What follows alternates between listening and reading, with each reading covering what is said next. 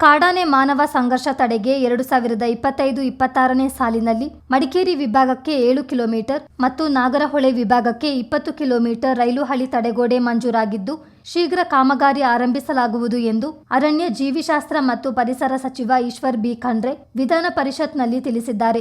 ಶೂನ್ಯ ವೇಳೆಯಲ್ಲಿ ಎಂಎಲ್ಸಿ ಸುಜಾ ಕುಶಾಲಪ್ಪ ಅವರ ಪ್ರಸ್ತಾಪಕ್ಕೆ ಪ್ರತಿಕ್ರಿಯಿಸಿದ ಸಚಿವರು, ಫೆಬ್ರವರಿ 28ರಂದು ಕಾಡಿನಂಚಿನ ನಿವಾಸಿ 17 ವರ್ಷದ ಬಾಲಕಿ ಆನೆ ದಾಳಿಯಿಂದ ಮೃತಪಟ್ಟಿದ್ದರೆ, ಮಾರ್ಚ್ 9ರಂದು ಕಾಡಿನೊಳಗೆ ವಾಸಿಸುತ್ತಿದ್ದ 55 ವರ್ಷದ ಬುಡಕಟ್ಟು ಮಹಿಳೆ ಸಾವಿಗೀಡಾಗಿದ್ದಾರೆ.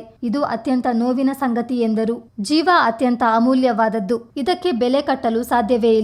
ಅರಣ್ಯ ಇಲಾಖೆ ಮಾನವ ವನ್ಯಜೀವಿ ಸಂಘರ್ಷ ತಡೆಯಲು ಎಲ್ಲ ಕ್ರಮಗಳನ್ನು ಕೈಗೊಳ್ಳುತ್ತಿದೆ. ಆನೆ ನಿಗ್ರಹ ಕಂದಕ, ಸೌರ ವಿದ್ಯುತ್ ಬೇಲಿ ನಿರ್ವಹಣೆ ಮಾಡಲಾಗ್ತಿದೆ. 2 ಆನೆ ಕಾರ್ಯಪಡೆ ಕಾರ್ಯನಿರ್ವಹಿಸುತ್ತಿದೆ. ಈಗ 2 ಪುಂಡಾನೆಗಳ ಸೆರೆಗೆ ಮುಖ್ಯ ವನ್ಯಜೀವಿ ಪರಿಪಾಲಕರು ಆದೇಶ ನೀಡಿದ್ದಾರೆ ಎಂದು ತಿಳಿಸಿದರು.